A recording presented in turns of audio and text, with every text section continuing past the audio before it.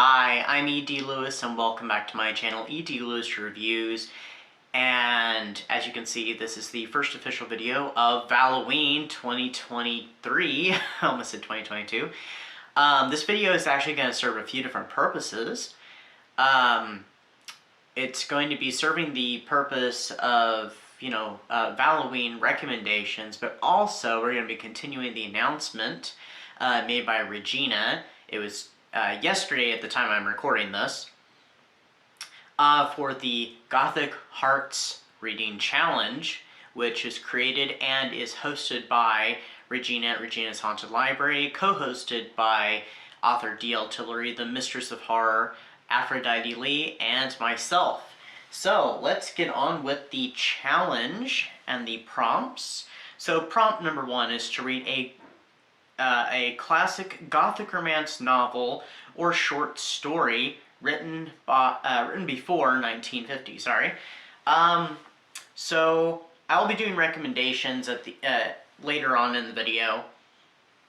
So I'm just going to give examples / what I'm going to be reading. So this would be something along the lines of anything by Anne Radcliffe, a lot of things by Daphne du Maurier,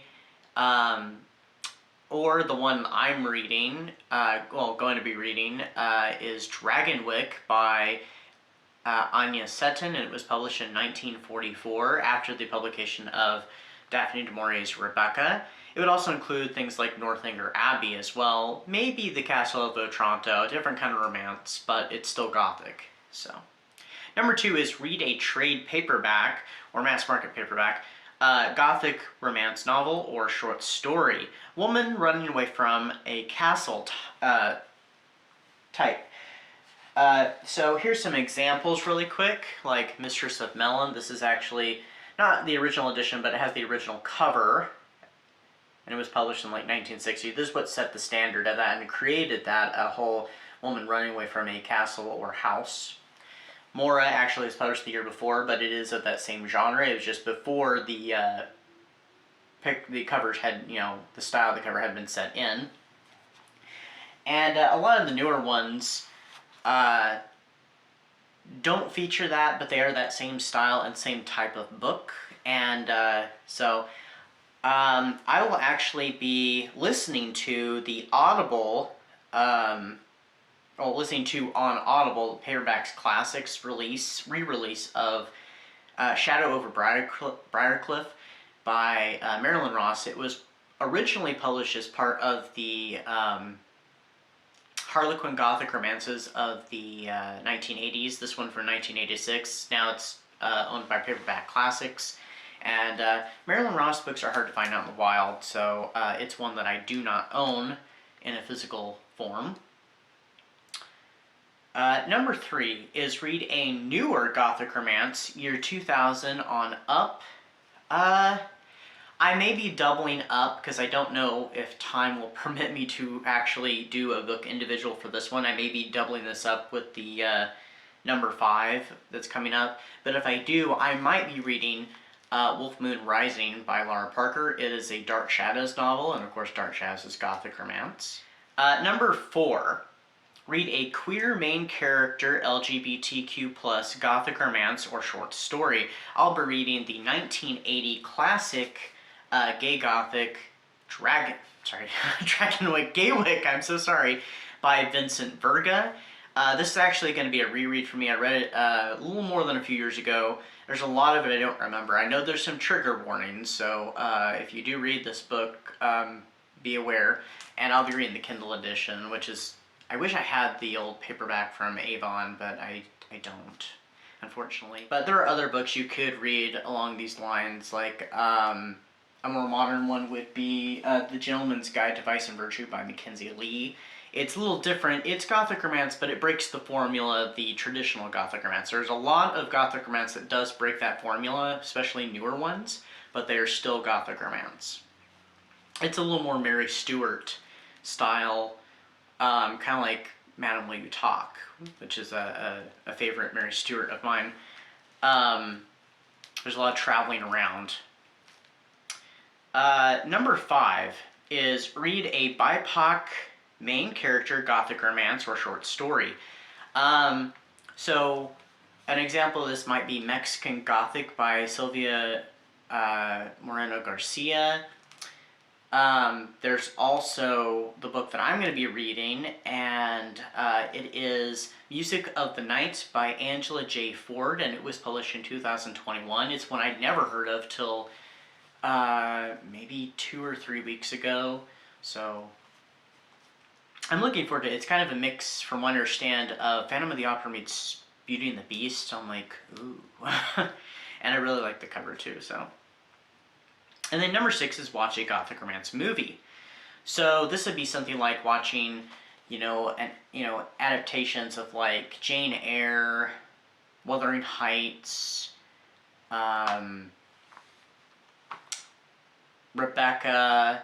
You could watch Crimson Peak, which is actually what I'll be watching, and Crimson Peak is actually my second favorite film of all time, so yeah. And there are others, and I will have some movie recommendations, some of which will be Gothic, and they will also be later in the video. And then, as an extra, there is post a photo of yourself running away from a castle, and tag the photo on social media. This is directly from Regina's video. And the hashtag is hashtag Gothic Hearts Reading Challenge. And we all made one for this challenge, so it's probably somewhere on the screen right now. So it's the one I made for me anyway. So let's get on to some Valoween reading recommendations. Some of these are Gothic anyway without being Gothic romance. So what am I doing for Valoween recommendations? Horror that has a romantic relationship either at its core or somewhere in the plot, so you get at least a hint of something romance, for the month of February and Valoween, but we're mostly focusing on the horror. So, but some of these are Gothic romances.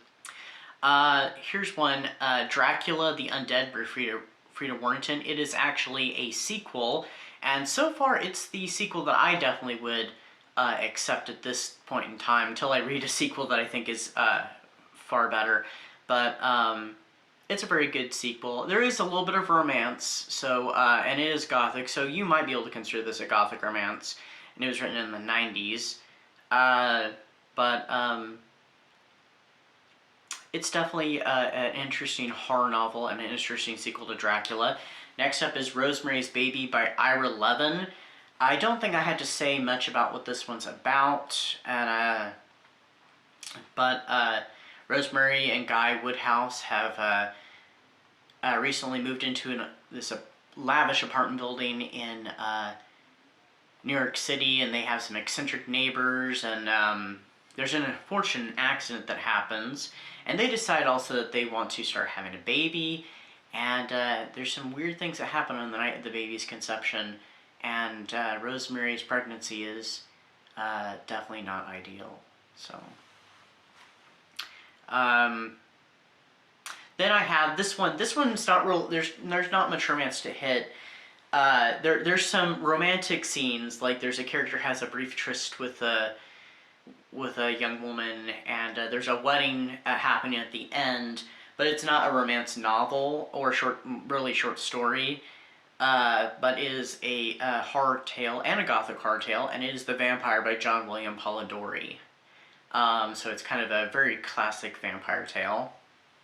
It's a little dry, but I think it's still quite enjoyable, and it definitely shows you how the vampire has changed from the early 1800s to now.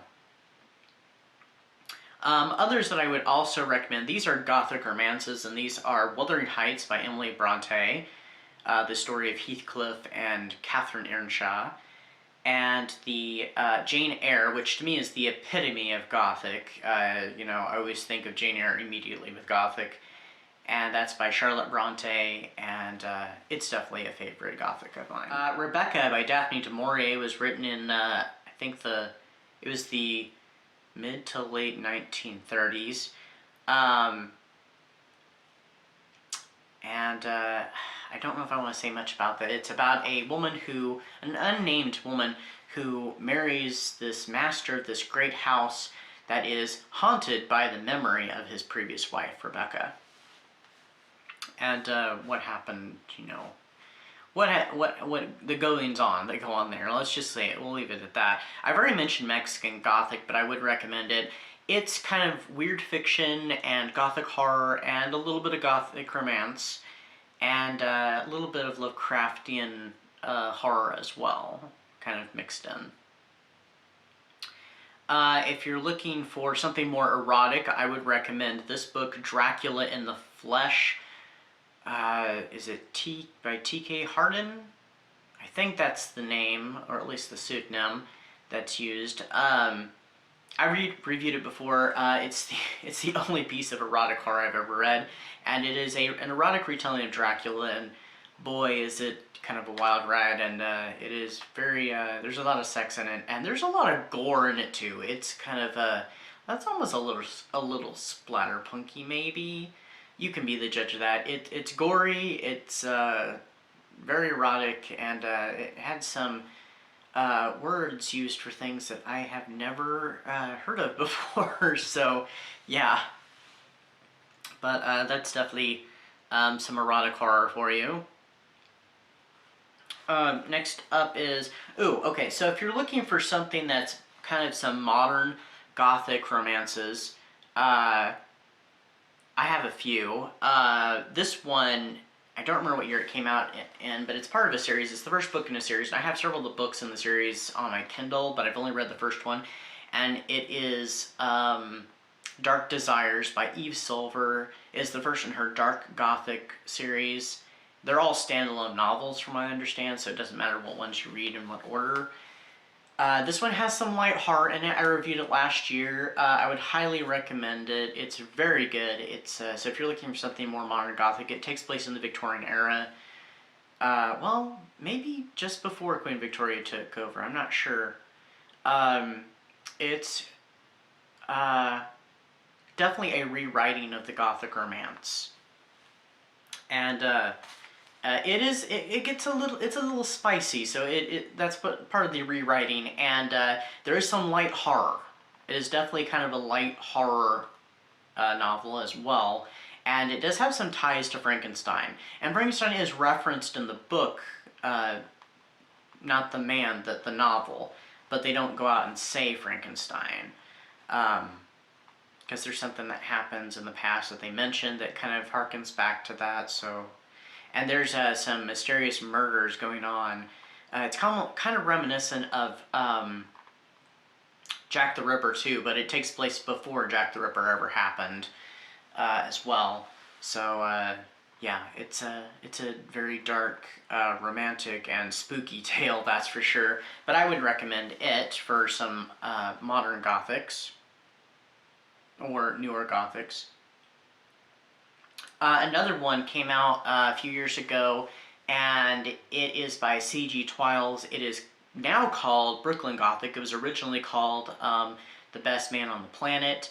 It's a very good one. It's a Gothic romance and Gothic thriller, and I've done a review on it a few years back.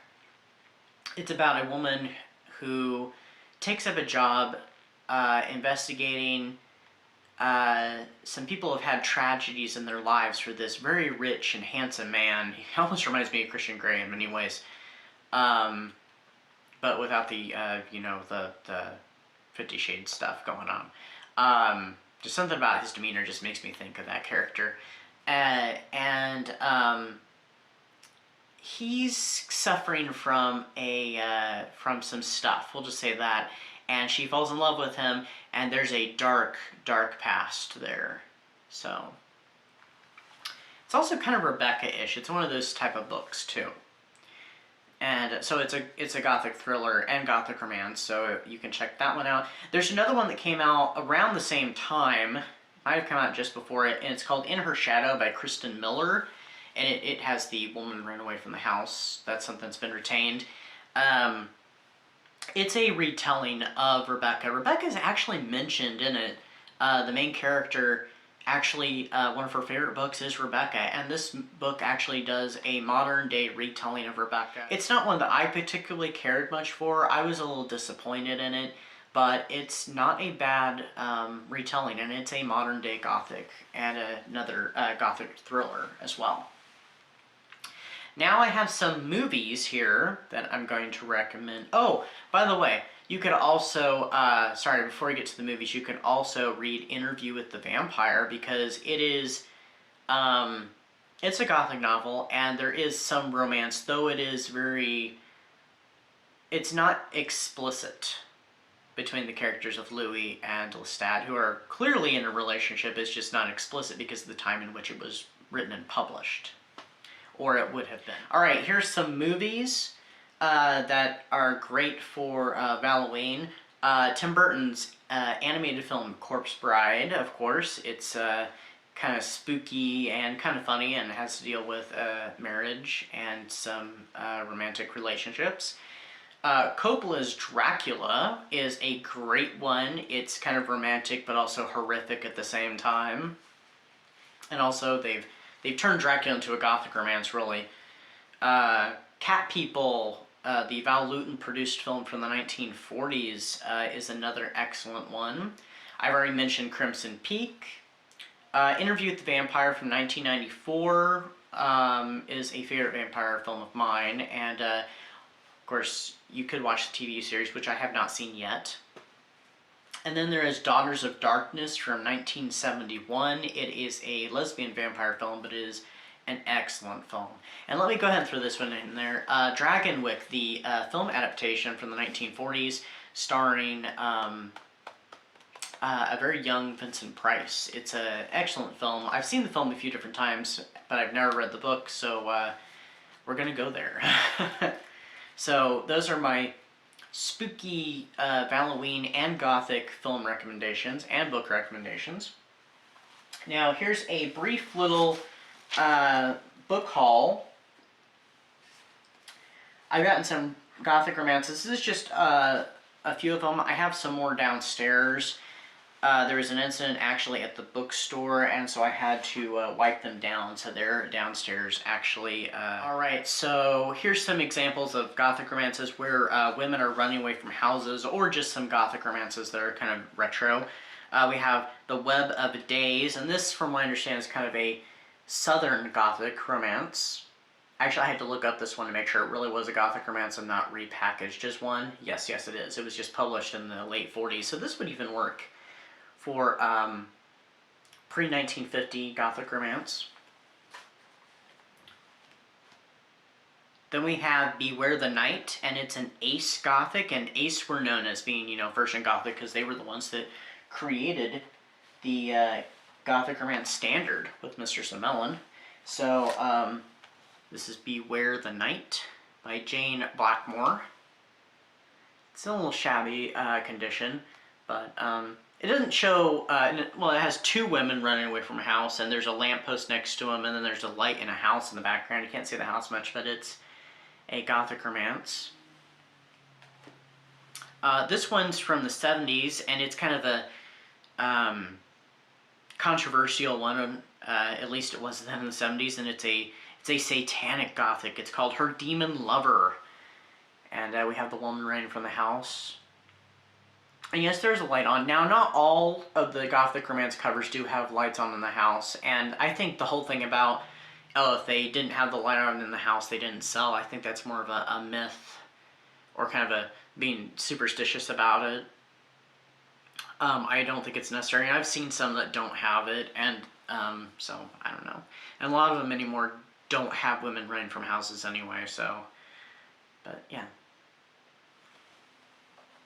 I was actually really surprised to find this one. This was a great find. It was from the other day. This one, I picked it up and I was like, I read the back and I'm like, wait a minute, what? I didn't read, I just kind of skimmed it, and then I wish I had read a little closer, and I'm like, ooh, this is problematic. But they say Gaywick was the first gay romance, gay Gothic romance, sorry. At least probably being explicitly gay. And that is Edward Edward. It does have a house lit in the back with a window in the background. This is a guy, you know, standing in front of a house. I don't know if he's leaving it or what's going on. But this one is actually predates Gaelic by like 7 years. It's not written by a man unless it's a man using a woman's name. I don't know anything about this author.